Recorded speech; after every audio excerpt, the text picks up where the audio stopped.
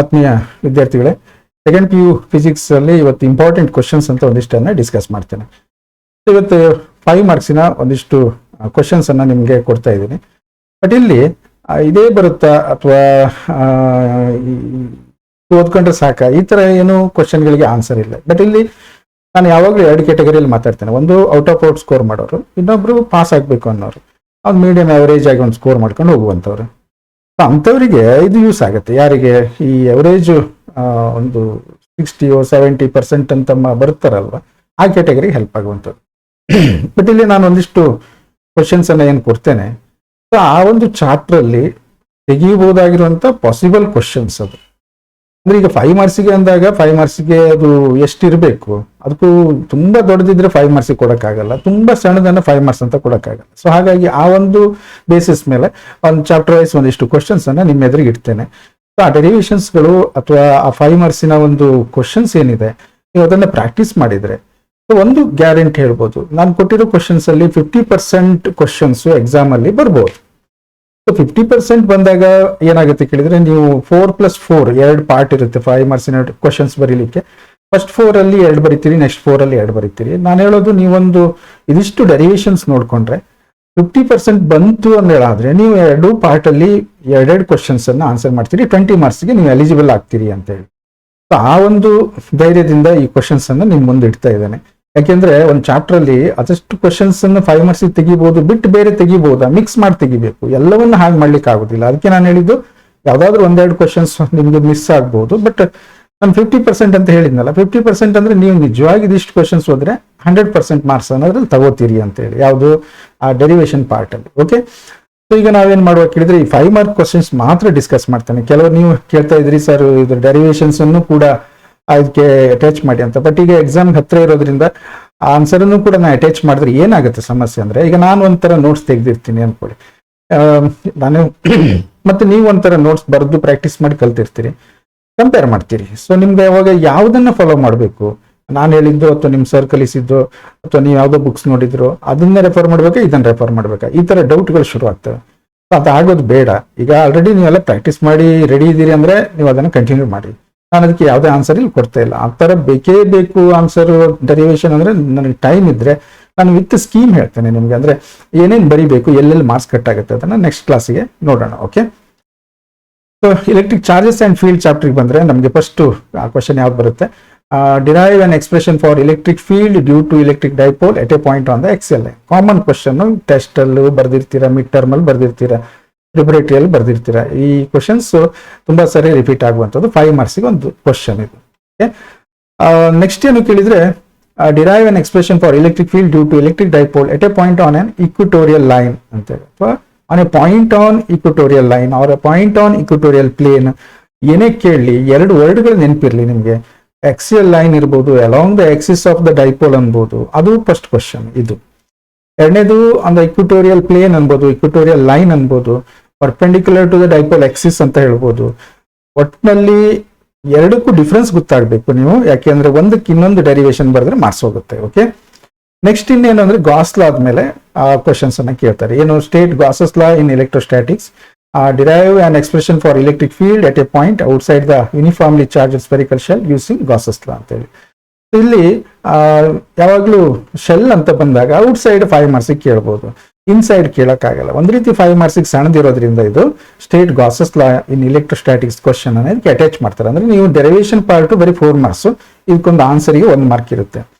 So next state Gauss's law in electrostatics ನೋಡಿ, ಪ್ರತಿ ಈ ಸಣ್ಣ ಕ್ವಶನ್ ಬಂದಾಗ state Gauss's law in electrostatics, derive an expression for electric field at a point due to infinitely long charge straight conductor wire using Gauss's law ಅಂತ ಹೇಳಿ. So ಈ ರೀತಿ wire ಕೇಳ್ತಾರೆ, ಇಲ್ಲ ಶೆಲ್ ಕೇಳ್ತಾರೆ, ಇಲ್ಲ ಇನ್ಫೈನೈಟ್ ಶೀಟ್, 3 ಇದೆ. 3 ಡೆರಿವೇಶನ್ಸ್ ಗಳನ್ನ ರೆಡಿ ಮಾಡ್ಕೋಬಹುದು, ತುಂಬಾ ಈಸಿ ಡೆರಿವೇಶನ್ಸ್ಗಳು.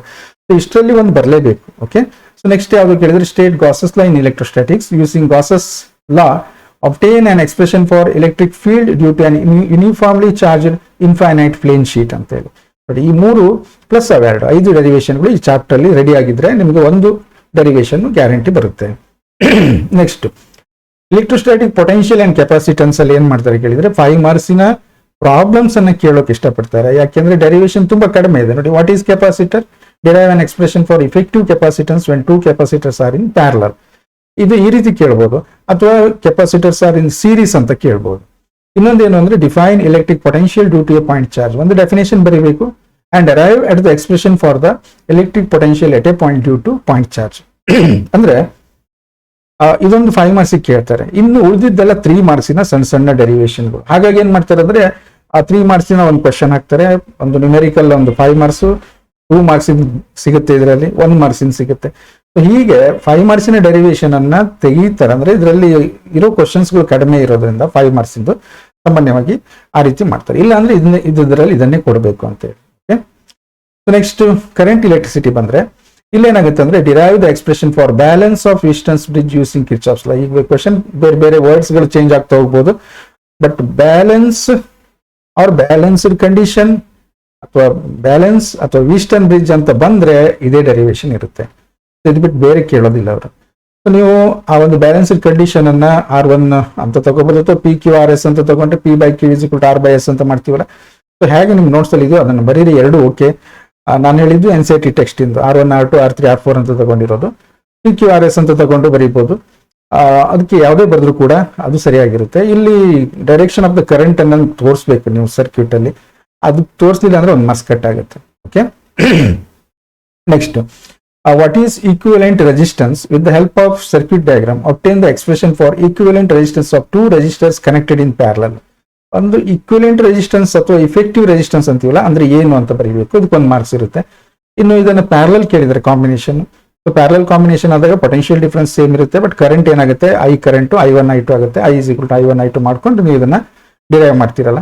ಸೊ ಇಲ್ಲೂ ಕೂಡ ನೀವು ಮಾರ್ಕ್ಸ್ ಕಳ್ಕೋಬಾರ್ದು, ಯಾಕೆಂದ್ರೆ ಇದು ಸಣ್ಣ ಡೆರಿವೇಶನ್. ಸೊ ಈ 2 ರೆಜಿಸ್ಟರ್ ಗಳನ್ನ ಪ್ಯಾರಲಲ್ ಕನೆಕ್ಟ್ ಮಾಡ್ತೀರಿ, ಅದ್ರ ಪಕ್ಕನೆ ಈಕ್ವಿಲೆಂಟ್ ಅಂತೇಳಿ ಒಂದು ರೆಜಿಸ್ಟರ್ ನ ಸೇಮ್ ಪೊಟೆನ್ಷಿಯಲ್ ಗೆ ಕನೆಕ್ಟ್ ಮಾಡಿ ತೋರಿಸ್ಬೇಕು, ಈಕ್ವಿಲೆಂಟ್ ಸರ್ಕ್ಯೂಟ್ ತೋರಿಸ್ಬೇಕು. ಒಂದು ಸಣ್ಣ ಕೆಲಸ, ನೀವು ಅದನ್ನ ನೆಗ್ಲೆಕ್ಟ್ ಮಾಡ್ತೀರಿ, ಯಾಕೆಂದ್ರೆ ಅದ್ರ ಮತ್ತೆ ತೋರಿಸೋದು ಯಾಕೆ, ಹೀಗೆಲ್ಲ ಮಾಡ್ಕೋಬಾರ್ದು. ಮಾರ್ಕ್ಸ್ ಅಂತ ಒಂದು ಸೀರಿಯಸ್ ಕಂಡೀಷನ್ ನಲ್ಲಿ ಬರೀಲ್ಲ ಅಂದ್ರೆ ಮಾರ್ಕ್ಸ್ ಕಟ್ ಆಗೋ ಚಾನ್ಸಸ್ ಇರುತ್ತೆ. Next assuming the expression for drift velocity, derive the expression for conductivity of a material sigma = Ne²/m. ಇದನ್ನ ಎಕ್ಸ್ಪ್ರೆಷನ್ ಕೊಟ್ಟಿದ್ದಾರೆ ನೋಡಿ, ನಿಮ್ಗೆ ಯಾವ್ದು ಹುಡುಕ್ಬೇಕಾದಿಲ್ಲ. ಫೈನಲ್ ಡೆರಿವೇಶನ್ ದಲ್ಲಿ ಸಿಗ್ಮಾ = Ne²/m ಅಂದ್ರೆ 2 ಅಂದ್ರೆ relaxation time, where symbols have usual meaning ಅಂತ ಹೇಳಿದ್ರೆ. ಸಾಕಾಗ್ಲಿಲ್ಲ ಅಂತ ಗೊತ್ತಾಯ್ತು ನೋಡಿ, 4 ಮಾರ್ಕ್ಸಿಗೆ 5 ಮಾರ್ಕ್ಸಿಗೆ ಕೊಡಕ್ಕಾಗಲ್ಲ ಅಂತೇಳಿ ಅದ್ರ ಅಟ್ಯಾಚ್ ಮಾಡಿದ್ದಾರೆ. ಡಿಫೈನ್ ಟರ್ಮ್ ಮೊಬಿಲಿಟಿ ಅಂತ ಇದಕ್ಕೆ 1 ಮಾರ್ಕ್ಸ್ ಇರುತ್ತೆ. ಹಾಗಾಗಿ 5 ಮಾರ್ಕ್ಸ್ ಬರೆಯುವಾಗ ಕ್ವಶನ್ ಅಟ್ಯಾಚ್ ಆಗಿದೆಯಾ ನೋಡಬೇಕು, ಬಿಗಿನಿಂಗ್ ಇರ್ಬೋದು, ಎಂಡಲ್ಲಿ ಇರ್ಬೋದು, ಅದನ್ನು ಸೇರಿಸಿ ಬರೆದ್ರೆ ಫುಲ್ ಮಾರ್ಕ್ಸ್ ಬರುತ್ತೆ. Okay, next derive the expression for electrical conductivity of a conductor in terms of relaxation time. ಈ ರೀತಿ ಕೇಳ್ತಾರೆ ನೋಡಿ, ಸೇಮ್ ಅದೇ ಡೆರಿವೇಶನ್. ಏನ್ ಎಕ್ಸ್ಪ್ರೆಷನ್ ಕೇಳಿದರೆ, ಕಂಡಕ್ಟಿವಿಟಿ ಆಫ್ ಎ ಕಂಡಕ್ಟರ್ ಸಿಗ್ಮಾನೇ ಫೈಂಡ್ ಔಟ್ ಮಾಡಿ in terms of relaxation time, ಅದ್ರಲ್ಲಿ ಬರಬೇಕು. ಜಸ್ಟ್ ಈಗ ನಾವು ನೋಡಿದ್ವಲ್ಲ ಅದೇ ಕ್ವಶನ್, ವರ್ಡ್ಸ್ ಗಳು ಬೇರೆ ಇರ್ಬೋದು. ಹಾಗಂತ ನಂಬರ್ಸ್ ಕೌಂಟ್ ಮಾಡ್ಕೊಂಡು ಡೆರಿವೇಶನ್ ಜಾಸ್ತಿ ಆಯ್ತು ಅನ್ಕೋಬೇಡಿ. ಅಂದ್ರೆ ಸಿಮಿಲರ್ ಅದೇ ಡೆರಿವೇಶನ್ ಬೇರೆ ತರ ಕೇಳಿದ್ರೆ ಹ್ಯಾಕ್ ಕೇಳ್ತಾರೆ ಅನ್ನುವಂಥದ್ದು. Derive an expression for equivalent EMF and equivalent internal resistance when 2 cells of different EMFs and internal resistance are connected in parallel such that they send current in the same direction. ಈ condition ಹೇಳೋ ಅಗತ್ಯ ಇರಲಿಲ್ಲ, ಯಾಕೆಂದ್ರೆ ನಿಮ್ಗೆ current ಅನ್ನ same direction ದಲ್ಲಿ send ಮಾಡ್ತಿದ್ದಂತ derivation ನಾವು ಮಾಡಿಸಿರ್ತೀವಿ. ಎಲ್ಲೊಂದ್ ಕಡೆ ನೀವು ಅದನ್ನ ಕೊಡ್ಲಿಲ್ಲ ಅಂತ ಹೇಳಿ ಗ್ರೇಸ್ ಕೊಡ್ಬೇಕು ಹಾಗೆ ಅಂತ ಹೇಳ್ಬೋದು. ಫುಲ್ ಎಲ್ಲ ಕ್ಲಿಯರ್ ಪಿಕ್ಚರ್ ನಿಮ್ ಮುಂದೆ ಇಟ್ಟಿದ್ದಾರೆ. ಸೊ ಈ ಡೆರಿವೇಶನ್ ದಲ್ಲಿ ಯಾವುದೇ ಅಟ್ಯಾಚ್ ಮಾಡಲಿಲ್ಲ ಕ್ವಶನ್, ಫುಲ್ ಇದು 5 ಮಾರ್ಕ್ಸ್ಗೆ ಕೊಡ್ತಾರೆ. ಏನ್ ಕೇಳಿದರೆ, cells are connected in parallel ಅಂತ. ಸ್ವಲ್ಪ ಕಷ್ಟ ಅನ್ಸುತ್ತೆ, ಸ್ವಲ್ಪ ಲೆಂದಿ ಡೆರಿವೇಶನ್, ಬಟ್ ಪ್ರಾಕ್ಟೀಸ್ ಮಾಡಿದ್ರೆ ಈಸಿಯಾಗಿ ಮಾಡ್ಕೊಂಡು ಹೋಗ್ಬೋದು. ಓಕೆ, ನೆಕ್ಸ್ಟ್ ಏನು ಕೇಳಿದ್ರೆ, derive an expression for equivalent EMF and equivalent internal resistance when 2 cells of different EMFs and internal resistance are connected in series. ಸ್ವಲ್ಪ ಇದು ಈಸಿ ಆಗಿರೋ ಕ್ವಶನ್. ಆ ಸೀರೀಸ್ ಅಲ್ಲಿ ಕನೆಕ್ಟ್ ಮಾಡಿದಾಗ ಅದರ ಎಕ್ಸ್ಪ್ರೆಷನ್ಸ್ ಅನ್ನ ಫೈಂಡ್ ಔಟ್ ಮಾಡಿ ಅನ್ನುವಂಥದ್ದು. Okay, next moving charges and magnetism chapter ಬಂದ್ರೆ ಇಲ್ಲಿ ಏನ್ ಕೊಡ್ತಾರೆ ನೋಡಿ, derive an expression for magnetic field at a point on the axis of a circular current loop using Biot Savart law. ಈ ಕ್ವಶನ್ ಅನ್ನ ಬಹಳ ಸಾರಿ ರಿಪೀಟ್ ಮಾಡಿದ್ದಾರೆ. ಯಾಕೆ ರಿಪೀಟ್ ಮಾಡ್ತಾ ಇದ್ದಾರೆ ಅಂದ್ರೆ, ಅಲ್ಲಿ 5 ಮಾರ್ಕ್ಸಿಗೆ ಒಂದು ಸಾಲಿಡ್ ಕ್ವಶನ್ ಅಂದ್ರೆ ಇದೆ. ಇದಕ್ಕಾಗಿ ಇದನ್ನೇ ಕೇಳ್ತಾ ಇರ್ತಾರೆ 5 ಮಾರ್ಕ್ಸಿಗೆ.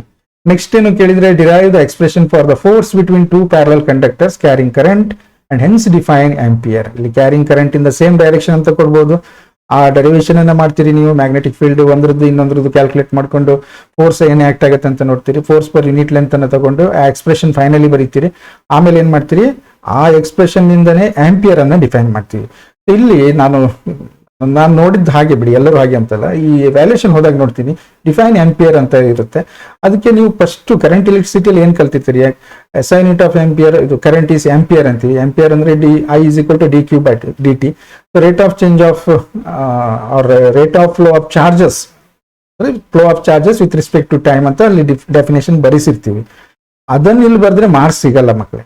ಇಲ್ಲಿ ಏನ್ ಬರಿಬೇಕು ಹಾಗಾದ್ರೆ, ಆ ಎಕ್ಸ್ಪ್ರೆಷನ್ ಅಲ್ಲೆಲ್ಲ ಒನ್ ಹಾಕ್ತಾ ಹೋಗ್ತಿರಲ್ಲ. ಸೊ ಫೋರ್ಸ್ ಬರುತ್ತಲ್ಲ 4.10⁻⁷ ನ್ಯೂಟನ್ ಪರ್ ಮೀಟರ್ ಅಂತ ಹೇಳಿ. ಸೊ ಆ ಎಕ್ಸ್ಪ್ರೆಷನ್ ಬರಬೇಕು. Next derive an expression for magnetic dipole movement of A revolving electron in an atom. ಇದೊಂದು 5 ಮಾರ್ಕ್ಸ್ಗೆ ಕಡಿಮೆನೆ, ಬಟ್ ಅಪರೂಪಕ್ಕೆ ಇದನ್ನ ಕೇಳ್ತಾರೆ. ಯಾಕೆಂದ್ರೆ ಅದು ಒಂದು 5 ಮಾರ್ಕ್ಸಿನ ಕ್ವಶನ್ ಆಗಿರುತ್ತೆ. ನಿಮ್ಗೆ ಅಲ್ಲಿ ಆ ಡೆರಿವೇಶನ್ಸ್ ಗಳನ್ನ ಇಲೆಕ್ಟ್ರಾನ್ ತಗೊಂಡು ಸರ್ಕ್ಯುಲರ್ ಪಾತ್ ಅಲ್ಲಿ ಮೂವ್ ಆಗ್ತಾ ಇದೆ ಅನ್ಕೊಂಡು ಅಲ್ಲಿಂದ ಸ್ಟಾರ್ಟ್ ಮಾಡ್ತೀವಲ್ಲ ನಾವು, ಟೈಮ್ ಪೀರಿಯಡ್ ಎಲ್ಲ ಕ್ಯಾಲ್ಕುಲೇಟ್ ಮಾಡ್ತಾರೆ. ಸೊ ಆ ಡೆರಿವೇಶನ್ ಅನ್ನ ಕೇಳಬಹುದು. ನೆಕ್ಸ್ಟ್ ಮ್ಯಾಗ್ನೆಟಿಸಮ್ ಅಂಡ್ ಮ್ಯಾಟರಿಗೆ ಬಂದ್ರೆ ಇಲ್ಲಿ ಏನಾಗುತ್ತೆ ಕೇಳಿದ್ರೆ ಈ ವರ್ಷ ಯಾವುದೇ ಡಿಲೀಟೆಡ್ ಪಾರ್ಟ್ ಇರೋದಿಲ್ಲ. ಸೊ ಹಾಗಾಗಿ distinguish between diamagnetic and paramagnetic material. ನೋಡಿ, ಒಂದು ಡಯಾ, ಫೆರೋ ಅಂಡ್ ಪ್ಯಾರಾ ಮೂರು ಒಂದು ಕಾಲಮ್ ಹಾಕೊಂಡ್ಬಿಡಿ, ಅದರ ಪ್ರಾಪರ್ಟೀಸ್ ಎಲ್ಲ ಬರೀರಿ. ಸೊ ಅದಕ್ಕೆ ಸಂಬಂಧಪಟ್ಟಂಗೆ ಬರಿತಾ ಹೋಗ್ಲಿ. ಸಸೆಪ್ಟಿಬಿಲಿಟಿ ತಗೊಂಡ್ರಿ, ಪರ್ಮಿಯಾಬಿಲಿಟಿ ತಗೊಂಡ್ರಿ, ಇವೆಲ್ಲವನ್ನ ಬರೆದಾಗ ಏನಾಗುತ್ತೆ ಕೇಳಿದ್ರೆ ನಿಮ್ಗೆ ಒಂದು 5-6 ಪಾಯಿಂಟ್ಸ್ ಸಿಗುತ್ತೆ. ಯಾವ್ದು ಕೇಳಿದಾರೋ ಅವೆರಡನ್ನ ಬರೀಬಹುದು. ಇದನ್ನೊಂದು ಮಾಡಿ ಇಟ್ಕೊಂಡ್ರೆ ಒಂದು ಡೆಫಿನೆಟ್ ಕ್ವಶನ್ ಇದು. ಓಕೆ, ಇಲ್ಲ ಅಂದ್ರೆ 3 ಮಾರ್ಕ್ಸಿಗಾದ್ರೂ ಕೇಳ್ತಾರೆ ಇದನ್ನು. ಹಾಗಾಗಿ distinguish between diamagnetic and ferromagnetic ಇವು ಯಾವ್ದು ಕೇಳ್ಬೋದು. ನಾನೀಗ ಡಯಾ ಪ್ಯಾರಾ ಕೊಟ್ಟಿದ್ದೇನೆ, ಫೆರೋ ಪ್ಯಾರಾ ಕೇಳ್ಬೋದು, ಹೀಗೆಲ್ಲ ಇರುತ್ತೆ. Next show that current carrying solenoid is equivalent to a bar magnet. ಇದೊಂದು ಸಣ್ಣ ಡೆರಿವೇಶನ್, ಈಸಿ ಆಗಿರುವಂತ ಡೆರಿವೇಶನ್. ಟೆಕ್ಸ್ಟ್ NCERT ಟೆಕ್ಸ್ಟ್ ಅಲ್ಲಿ ತುಂಬಾ ಚೆನ್ನಾಗಿ ಕೊಟ್ಟಿದ್ದಾರೆ, ಆರಾಮಾಗಿ ಇದನ್ನ ಮಾಡ್ಬೋದು. Okay, next write 5 properties of ferromagnetic materials. ಈಗ ಇಂಡಿಪೆಂಡೆಂಟ್ ಆಗಿ ಕೇಳ್ತಾರೆ. ಆ ಫೆರೋದ್ ಕೇಳ್ಬೋದು, ಪ್ಯಾರಾ ಕೇಳ್ಬೋದು, ಡಯಾ ಕೇಳ್ಬೋದು. 5 ಪ್ರಾಪರ್ಟೀಸ್ ಅಂತ ಮೆನ್ಷನ್ ಮಾಡಿದಾಗ ನೀವು 5 ತೋರಿಸಲೇಬೇಕು ಅದರಲ್ಲಿ. ಸೊ ಒಂದು ಕಮ್ಮಿ ಆದ್ರೂ ಒಂದು ಮಾರ್ಕ್ಸ್ ಕಟ್ ಆಗುತ್ತೆ.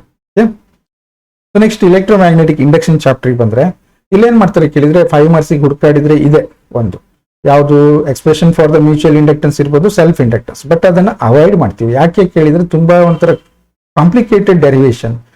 ಸೊ ಯೂಶಲಿ ಎಲ್ಲವೂ ನಿಮ್ ಫೇವರ್ ಆಗಿ ಹೋಗ್ತಾ ಇರುತ್ತೆ. ಅದರಲ್ಲಿ ನಾವು ಅಂತ ಒಂದು ಕಾಂಪ್ಲಿಕೇಟೆಡ್ ಡೆರಿವೇಶನ್ ಅನ್ನು ಹಾಕಿದ್ರೆ ಸುಮ್ಮನೆ ಒಂಥರ ಕಷ್ಟ, ಮಕ್ಳಿಗೆ ಹೆದರಿಕೆ ಆಗ್ಬೋದು, ಅಥವಾ ಏನೋ ಒಂದು ಬೇಡ ಆ ಥರ ಕಾಂಪ್ಲಿಕೇಟೆಡ್ ಅನ್ನ ಹಾಕಲ್ಲ. ಸಾಮಾನ್ಯವಾಗಿ ಯಾರೇ ಪೇಪರ್ ಸೆಟ್ಟರ್ ಆದ್ರೂ ನಿಮ್ಮ ಬಗ್ಗೆನೇ ಥಿಂಕ್ ಮಾಡ್ತಾರೆ. ಹಾಗಾಗಿ ಆ ಡೆರಿವೇಶನ್ಸ್ ಅನ್ನ ಕೇಳದೇ ಇರೋದ್ರಿಂದ ನಿಮ್ಗೆ ಏನ್ ಮಾಡ್ತಾರೆ ಇಲ್ಲಿ, with the help of A label diagram derive the expression for instantaneous EMF induced in an AC generator ಅಂತೇಳಿ. AC ಜನರೇಟರ್ ದ ಡಯಾಗ್ರಾಮ್ ಹಾಕ್ಬೇಕು, ಪಾರ್ಟ್ಸ್ ಗಳನ್ನ ಲೇಬಲ್ ಮಾಡಬೇಕು, ಜೊತೆಗೆ ನೀವು E is equal to E0 sin omega t ಲಾಸ್ಟಿಗೆ ಬರುತ್ತಲ್ಲ expression, ಅಲ್ಲಿವರೆಗೂ ಇದನ್ನ ಮಾಡಬೇಕಾಗುತ್ತೆ. ನೆಕ್ಸ್ಟ್ ಏನು ಕೇಳಿದ್ರೆ derive the expression for the instantaneous EMF induced in AC generator. ನೋಡಿ, ಅದು ಡಯಾಗ್ರಾಮ್ ಹಾಕಿ ಏನೂ ಹೇಳಲಿಲ್ಲ, ಬರೀ E is equal to E0 sin omega t ಬರುತ್ತಲ್ವಾ, ಅದನ್ನ ಆ ಒಂದು ಜನರೇಟರ್ ಅಲ್ಲಿ ಬರೋ ಫೈನಲ್ ಎಕ್ಸ್ಪ್ರೆಷನ್ ಅನ್ನ ಡಿರೈವ್ ಮಾಡಿ ಅಂತ ಹೇಳ್ತಾರೆ. ಇದು 5 ಮಾರ್ಕ್ಸ್ ಕೇಳ್ತಾರೆ.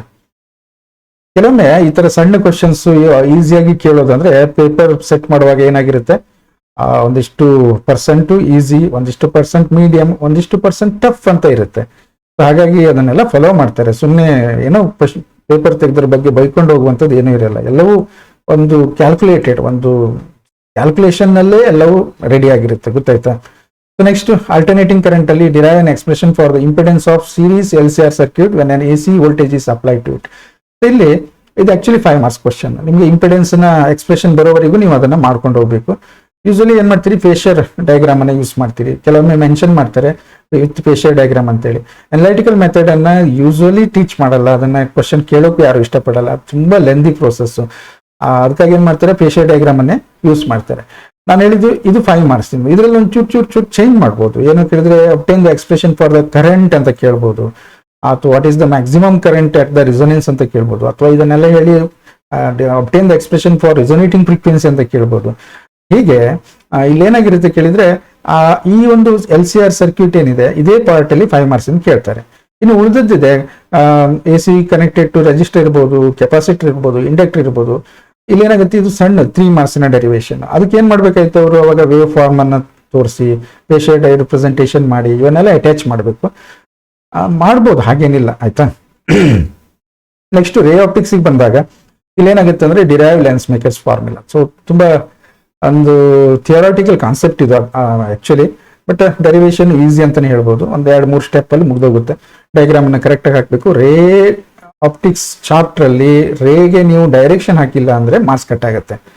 So derive lens maker's formula easy ಆಗಿರುತ್ತೆ 5 ಮಾರ್ಕ್ಸ್ಗೆ. Next, derive the expression for refractive index of the material of the prism in terms of angle of the prism and angle of minimum deviation. ಇದು maximum possible question. ತುಂಬಾ ಇಷ್ಟನೂ ನಿಮ್ಗೆ derive ಮಾಡ್ಲಿಕ್ಕೆ complete ಆಗಿ step by step ಹೋಗ್ತಾ ಇರುತ್ತೆ, ಎಲ್ಲೂ confuse ಆಗಲ್ಲ. ಸೊ ಆರಾಮಾಗಿ ಇದನ್ನ 5 ಮಾರ್ಕ್ಸ್ಗೆ ಮಾಡ್ಕೋಬಹುದು. Next, deduce the relation between n u v and r, capital r, for refraction at a spherical surface. ಇದಕ್ಕೆ ರಿಫ್ರಾಕ್ಷನ್ ಫಾರ್ಮುಲಾ ಅಂತಾನು ಕರೀತಾರೆ. ನಿಮ್ಗೆ ಇದೇ ಫಾರ್ಮೇಟ್ ಅಲ್ಲಿ ಕ್ವಶನ್ ಬರ್ದೇ ಇದ್ರು ಕೂಡ ರಿಫ್ರಾಕ್ಷನ್ ಫಾರ್ಮುಲಾ ಅಥವಾ refraction formula for spherical surface ಈ ತರ ಕೇಳಿದ್ರೆ ಇದೇ ಆಗಿರುತ್ತೆ. ಇದು ಕೂಡ ತುಂಬಾ ಈಸಿ ಆಗಿರುವಂತ ಅಂತಾನೆ ಹೇಳ್ಬೋದು. ಒಂದ್ ಕಂಡೀಷನ್ ಇರುತ್ತಲ್ವಾ, 2-3 ಇರುತ್ತೆ ಬಿಡಿ, ಬಟ್ ಒಂದ್ ಕಂಡೀಷನ್ ಮೇಲೆ ಅದು ಯಾವ್ದು ಅಂತ ಹೇಳಲ್ಲ ಅವರು. ಆಬ್ಜೆಕ್ಟ್ ಇನ್ ರ್ಯಾರರ್ ಮೀಡಿಯಂ ಅಥವಾ ಆಬ್ಜೆಕ್ಟ್ ಇನ್ ಡೆನ್ಸರ್ ಮೀಡಿಯಂ ಆ ತರ ಎಲ್ಲ ಕೇಳೋದಿಲ್ಲ ಅವರು. ಸೊ ಅದೇ ಡೆರಿವೇಶನ್ ಅನ್ನ ಆರಾಮಾಗಿ ಬರೀಬಹುದು. ನೀವು ವೇವ್ ಆಪ್ಟಿಕ್ಸ್ ಬಂದ್ರೆ 5 ಮಾರ್ಕ್ಸ್ಗೆ ನಮ್ಗೆ ಸಿಗೋದು ಒಂದು derivation, derive an expression for fringe width in case of Young's double slit experiment ಅನ್ನುವಂಥದ್ದು. ಈ ಒಂದು ಡೆರಿವೇಶನ್ ಅನ್ನ ಕೇಳಬಹುದು, ಕೇಳದೇ ಇರ್ಬೋದು. ಯಾಕೆಂದ್ರೆ ಇದ್ರ ಮೇಲೆ ಪ್ರಾಬ್ಲಮ್ಸ್ ಅನ್ನ ತೆಗೆಯೋಕೆ ತುಂಬಾ ಚೆನ್ನಾಗಿ ಬೇಕಾದಷ್ಟು ಆಪ್ಷನ್ಸ್ ಗಳಿವೆ.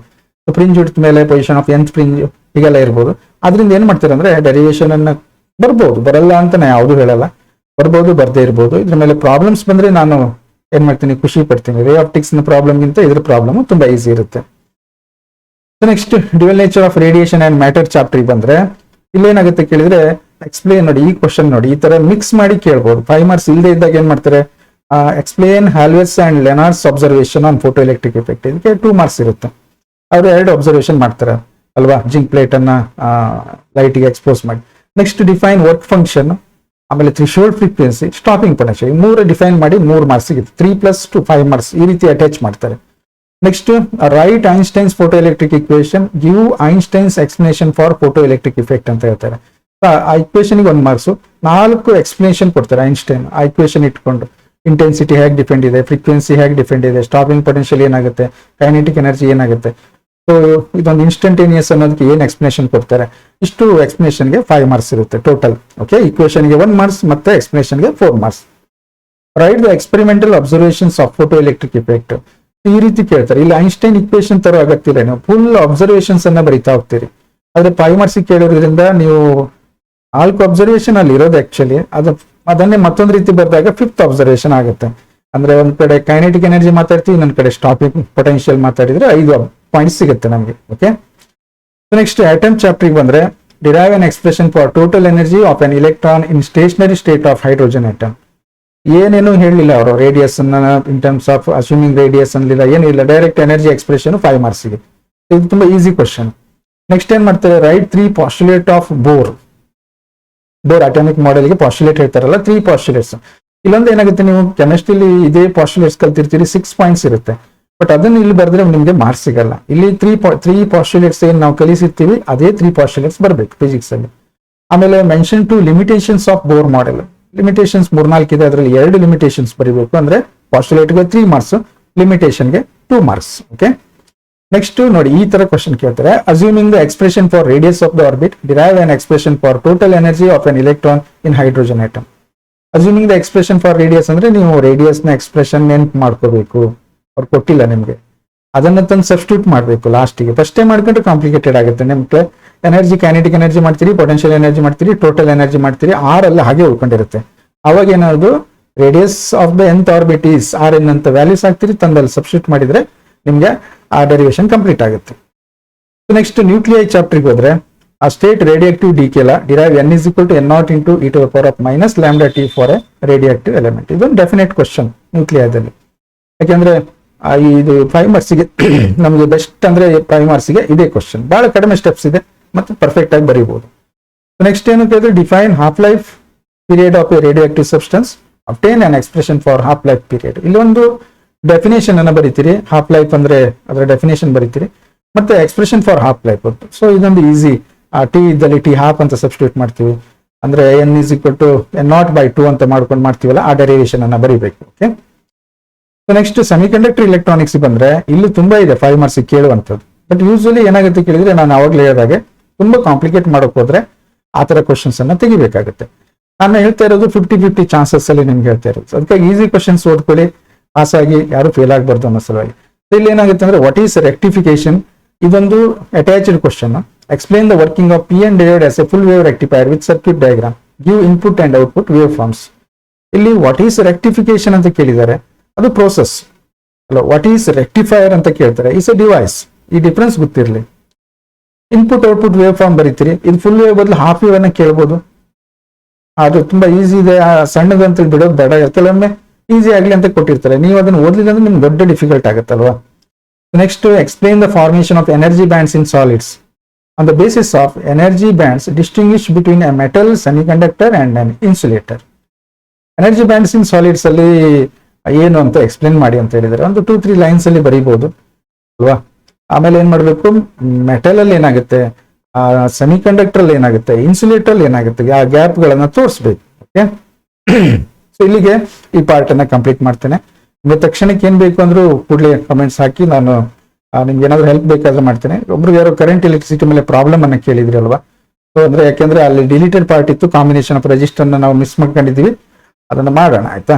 ಓಕೆ.